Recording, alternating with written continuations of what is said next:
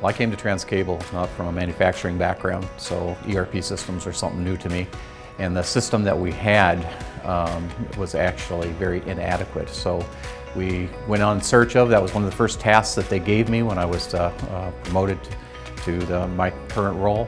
And I looked at about 12 other systems, interviewed everybody, and Rubicon was not only very attentive to what our needs were, but the fact that it was designed specifically for wire and cable was a huge thing. And then, economically, it fitted within our budget.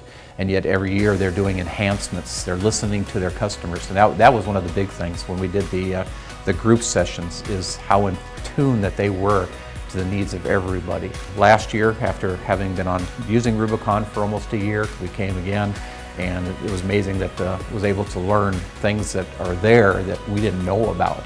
So I think this annual conference with the user group is very beneficial for anybody that has it or is thinking about having it.